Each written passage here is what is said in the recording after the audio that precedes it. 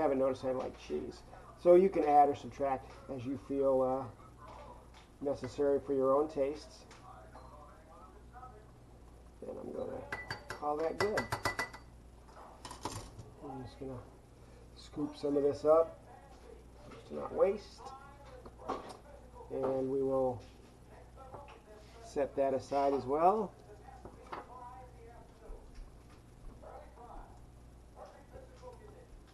And cheese is getting a little bit melted.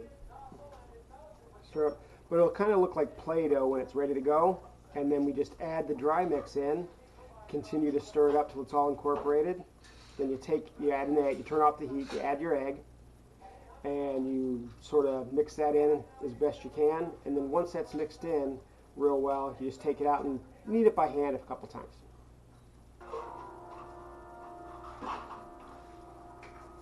No cheese. All right.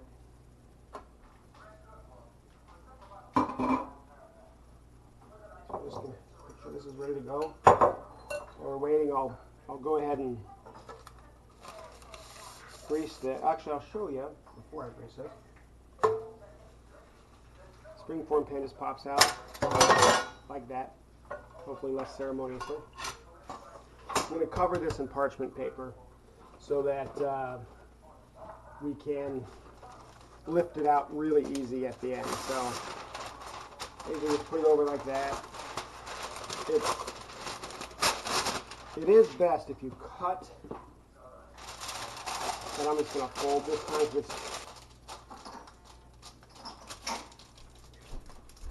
And you lock your ring back up.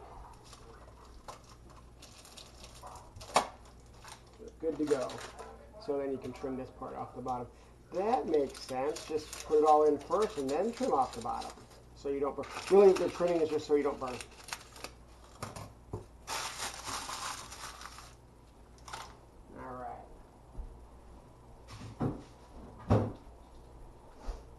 So new lesson. Put the paper on first, lock it in, then do your trimming.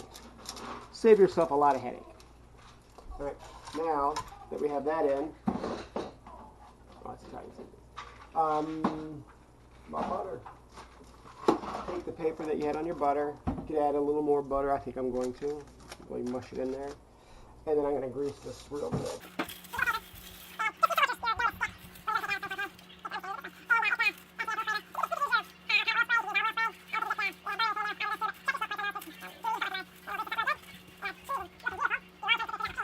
Allowed my cheese to melt. So this is what you're looking for.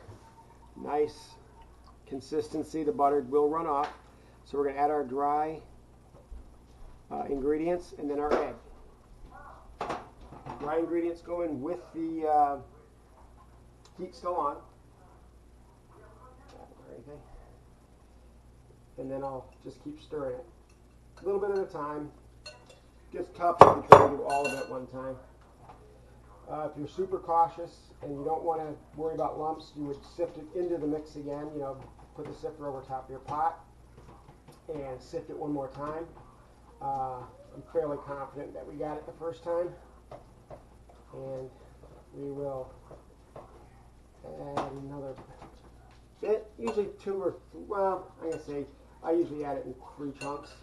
But you can go smaller. It gets a little bit harder to mix each time.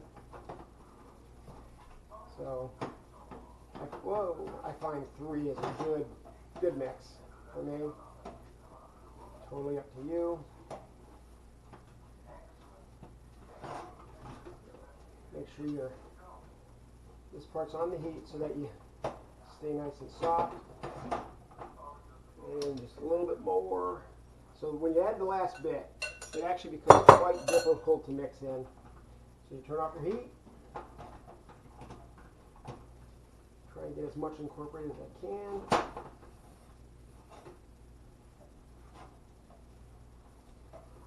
So there's no more dry mix, like sort of sticking on the bottom.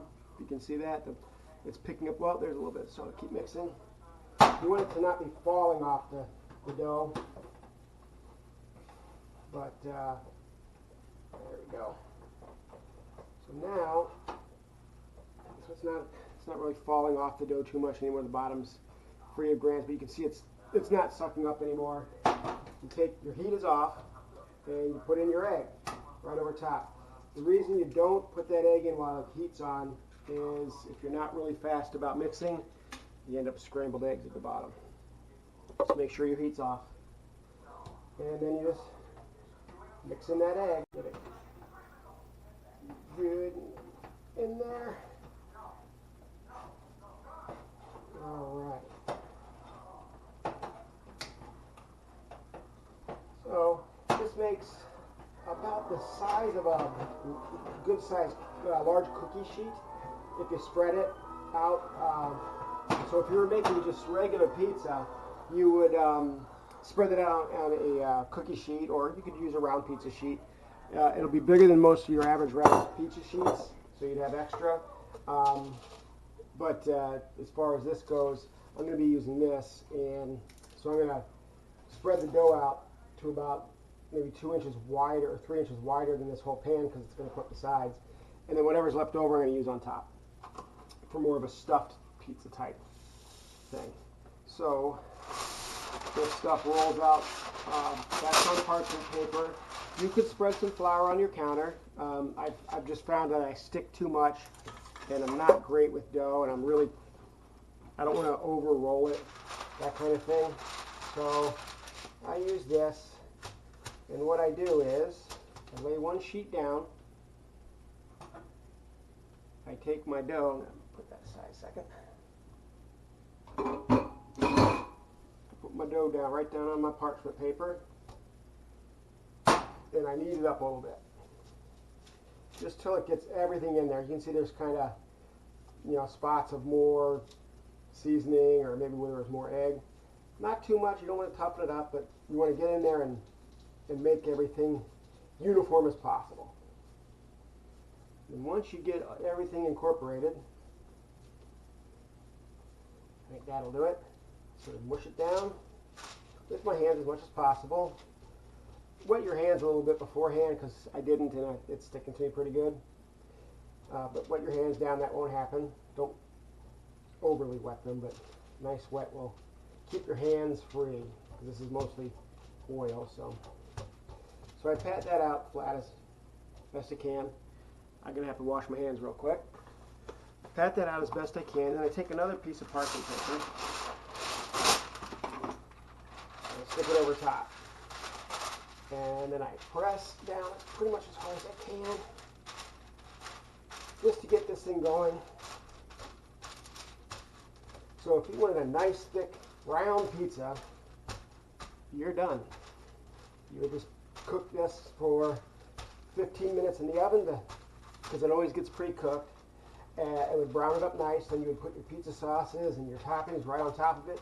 Throw it back in the oven for another, 10, 15 minutes till everything, your cheese is melted and your toppings are the cooked consistency you want. So I mash that down like that. I leave this paper on, and then I take a rolling pin, because I got to get much smaller. Should have had this out first, but I didn't. So I roll it out, and I'm just going to roll it, like I say, so it's much bigger than my pan. I'll put it in there. I'll line up the sides. We're going to go probably about halfway up, maybe a little bit more, and then hopefully I'll have enough left over to roll it out even thinner and put that on top.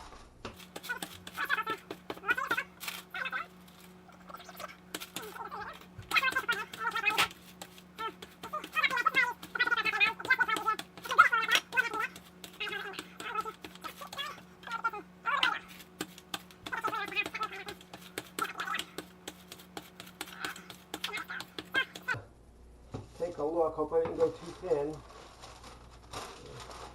This does happen once in a while. I don't know if you can see it, but my parchment paper bunched up underneath. Shake it out a little bit. Give me a quick pull. Don't grab the dough. There we go. All right. So I think we're good. We should be good there. So the dough, pretty hardy. I mean, it's pretty sturdy. It'll hold together pretty well. As he rips it. Yeah, my parchment paper got tangled up, so I'm getting might have to do this again, guys, but we'll see. Yeah, my parchment paper got creased. So the good thing is, it's not like pie crust where if you have a break, you gotta stop. You can certainly sort of push things together with your fingers, which is what I'm going to do. So get it in there, nice and uniform if you can. So this is about the thickness I like. It's totally up to you. This dough does not puff up, and I'm a little bit uneven. The side that's closest to the camera is a little bit thicker than the side that's not, but that's all right. I'm just gonna sort of even out my top, and we got more than enough to make the top piece, I believe. And make sure you grease your pan before you do this, because, well, one time before I was making a meat pie and I forgot to grease my pan before I put it in. I thought, well, what the heck, I'll just do it. And it took me longer to pry the meat pie out of the pan than it did to make the rest of the meal. So, and I had to go out and get a hard plastic cutter, which is great because now I have it, but I didn't plan on doing that at the time, so that's never good. All right, so just sort of form your crust in there. Your oven should, at the beginning I should have told you, your oven's preheated to 350 for the pizza, for the crust. And remember, you have to cook this crust for somewhere between 10 and 15 minutes. Every oven's different. Mine's tending to go closer to 10 than 15, but I always set it for 10 and then check it, and it just depends on the day. I think I haven't seemed to get a real consistent, probably because I'm not always rolling it to the same thickness each time. But just get your top in there, and however deep you want it. This is going to be plenty deep for me. I don't need it to be any deeper than this.